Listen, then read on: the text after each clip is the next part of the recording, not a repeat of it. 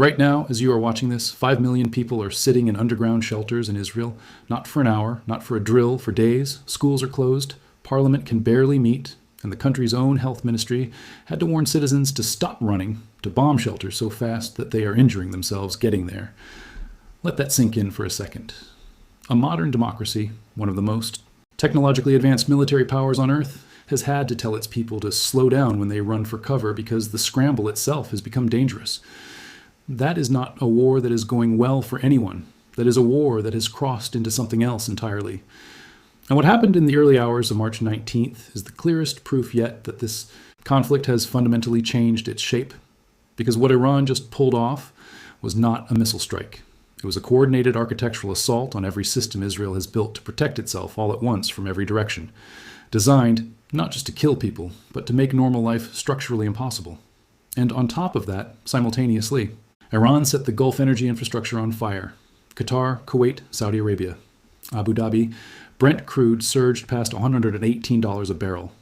European gas prices jumped 25% in a single day, more than 60% above where they were when this war started. The Strait of Hormuz is effectively closed. 20% of the world's oil passes through it, 20% of global liquefied natural gas. And not one government involved in this war has publicly answered the only question that actually matters right now, which is, what does winning even look like when the global economy is absorbing the damage? I'm going to walk you through exactly what happened, why Israel's defenses are struggling to stop it in ways that most reporting has not explained clearly, and why the energy dimension of this conflict is now the part that should genuinely alarm you more than any missile count. Stay with me, because the details here matter in ways that change how you understand everything you have been reading about this war. Let's start with what Iran actually launched, because the framing of this as a ballistic missile attack misses what makes it tactically different from everything that came before. The IRGC confirmed this as waves 63 and 64 of Operation True Promise 4, and they described it as the largest coordinated strike package of the entire war, 80 military and military support targets across Israel from Eilat in the deep, south to Haifa in the far north, not spread across days 80 targets in a single concentrated window. And the centerpiece of that strike was 9 Khorramshahr 4 ballistic missiles. Now, most people hear the phrase multi-warhead missile and picture something that splits into 2 or 3 pieces near the target. That is not what this weapon does. The Khorramshahr 4 can release up to 24 individual bomblets from a single warhead. Each one carries roughly 11 pounds of high explosive, and they scatter across a radius of up to 5 miles, raining down at high speed onto whatever happens to be below homes, roads, parks, military positions. There is no discrimination in that scatter pattern. CNN field. Analysts examined 2 separate Khorramshahr strike sites and confirmed impact patterns spread across 7 and 8 miles respectively, random distribution across enormous ground area from a single missile body. Now think about what that means for a defense system. Arrow intercepts ballistic missiles at high altitude. That is what it is. Designed to do, and it does it well. But here's the structural problem that most analysis glosses over. Even a successful arrow intercept can fail to stop the bomblets, because those submunitions release before the missile body is destroyed, or because the intercept angle is not head-on, or because the warhead separates during the terminal phase. By the time the missile reaches the target zone, what the interceptor is actually chasing is a detached object moving at extraordinary speed. The Khorramshahr 4 reaches Mach 16 outside the atmosphere and Mach 8 within it. It carries a mid-course navigation system that corrects its trajectory in space in a phase where ground-based electronic warfare cannot reach it. Its hypergolic liquid fuel can sit in storage for years, which cuts launch preparation down to roughly 12 minutes. This is not a crude weapon. Analysts at CSIS trace its lineage back to North Korea's Hwasong-10, which itself descends from the Soviet R-27. Submarine-launched ballistic missile decades of engineering in that airframe, and Israeli experts are on record saying the only reliable answer is to intercept the parent missile as high as possible with Arrow 3 before the submunitions release. Once the bomblets separate, the problem becomes, in their words, far harder and in practice may no longer be interceptable. One missile defense analyst who consults for Israeli defense firms put it directly. Cluster munitions are a mechanism to bypass active missile defense. That is the tactical logic Iran is now running. And here is why that logic is intensifying. Iran's overall ballistic missile inventory has been degraded by US and Israeli strikes. Fewer launchers means each missile has to do more damage. The cluster warhead is the mathematical answer to that constraint. Iran is now equipping approximately half of every ballistic missile, salvo aimed at Israel with cluster warheads. And the results are not abstract. 2 construction workers killed in Yehud outside Tel Aviv. They were on a job site. Outdoors, not in a shelter. A couple in their 70s found dead in Ramat Gan, just outside their safe room. A 30-year-old foreign worker killed at Moshav by cluster shrapnel. 3 Palestinian women killed in the West Bank by Iranian missiles, the first fatalities in that territory since the war started. An Israeli military official went on record this week to say that the country's air defenses are among the best in the world, and then immediately followed that by saying the defense is not airtight, when a serving official says that publicly the gaps are real. Now, the missiles were not even the full picture, because what happened simultaneously on the northern border is what transforms this from a missile story into a structural crisis. Hezbollah is not freelancing here. The IRGC confirmed on March 11th that Wave 40 of Operation True Promise 4 was, in their own words, a joint coordinated operation between the Revolutionary Guards and the Lebanese resistance. That was the first time Iran publicly acknowledged real-time operational synchronization with Hezbollah during this conflict. And the pattern on March 18th and 19th demonstrated exactly what that synchronization looks like in practice.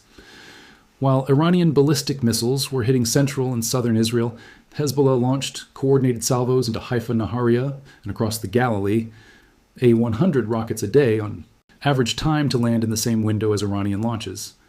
The goal is not symbolic, it is architectural. The strategy is to saturate every layer of Israeli air defense from every compass point, simultaneously, force the system to choose what it intercepts and what it lets through. Because no defense system can stop everything when it is being pressed from multiple vectors at the same time, and Hezbollah still has significant capacity to keep doing this. Estimates put their remaining arsenal at roughly 25,000 missiles, 1,000 drones, and thousands of elite Radwan fighters. Since March 3rd, the group has claimed more than 280 separate attack waves. Israel has answered with more than 250. Strikes across Lebanon ground, forces are pushing deeper. South of the Litani River, more than 1 million Lebanese have been displaced. That is nearly 20% of the entire country's population. Major General Rafi Milo, head of Israel's Northern Command, called Hezbollah's re-entry into the war a serious mistake, but then followed that with a statement that the strikes will continue and their intensity will increase. That is not the language of a commander who sees a quick resolution coming. But here is what I want you to pay close attention to, because this is the part of this war that most coverage is underweighting: the energy dimension. On March 18th, Israel struck Iran's South Pars gas field. That is the single largest natural gas reserve on the planet. Shared between Iran and Qatar in the Persian Gulf, Iran's president warned of uncontrollable consequences that could, in his words, engulf the entire world. Within hours, the IRGC retaliated against energy infrastructure across the Gulf under the Wave 63 designation. Qatar's Ras Laffan industrial city took direct missile hits. That facility is the largest liquefied natural gas production complex on Earth. It is responsible for roughly 20% of global LNG supply. Production had already been suspended since March 2nd after earlier drone strikes. The new round caused structural damage that energy analysts say could delay restart by more than 2 months. Saudi Arabia's Yanbu refinery on the Red Sea was struck. That matters specifically because the Saudis had been routing oil exports west through the Red Sea precisely to bypass the shuttered Strait of Hormuz. Iran hit the alternative route. 2 Kuwaiti oil refineries were set on fire. The UAE's Habshan gas facility and a field in Abu Dhabi were forced to shut down. After that, Qatar expelled Iran's military, attaches, and gave them 24 hours to leave the country. Saudi Arabia's top diplomat said publicly that whatever trust existed before has now been completely shattered. The IRGC issued a direct statement following the Gulf strikes. If this is repeated, subsequent attacks on your energy infrastructure and that of your allies will not cease until total destruction. That is an operational declaration, not posturing language. It is telling the Gulf states explicitly that their energy assets are now a permanent target category, and it is telling Washington the same thing by specifying American interests rather than Israeli ones. That framing is deliberate. Trump responded by threatening to massively destroy South Pars if Iran continues targeting Gulf energy. 3 Israeli officials told Reuters separately that the South Pars strike was coordinated with Washington. Trump publicly claimed the United States knew nothing about it. Both of those statements cannot simultaneously be true, and that contradiction tells you something important about the information environment around this war. Right now, nobody involved is telling the full story. The Pentagon has asked the White House to approve more than $200 billion in war funding from Congress. The U.S. has struck more than 7,000 targets inside Iran. 13 American service members have been killed across the region. Iran reports over 1,400 dead on its side, including approximately 450 women and children. And through all of this, Israel claims it has already knocked out more than 70% of Iran's ballistic missile launchers. So either that number is significantly wrong, or Iran held reserves in dispersed locations that survived the entire campaign and then coordinated an 80-target barrage while those launchers were supposedly 70% destroyed. Both explanations carry severe implications because if the assessment is overstated, the whole strategic picture looks different. And if Iran really did this with 30% of its launcher capacity, then the remaining capacity is a serious ongoing threat regardless of what happens next. What unfolded on March 18th and 19th is not a missile exchange. It is the moment this conflict stopped being primarily about military targets and became a resource war with economic consequences that extend far beyond the region, and that no party involved has the ability to fully control oil above $113 a barrel. European gas up more than 60% since the war started. The Strait of Hormuz closed.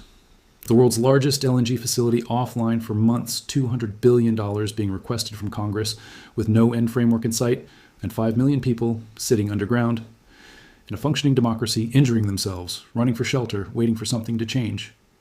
The question that nobody in Washington, Tehran, or Jerusalem has publicly answered is the only one that defines where this goes. What does an acceptable end to this look like? And the silence on that question from every government involved is the most important thing happening in this war right now.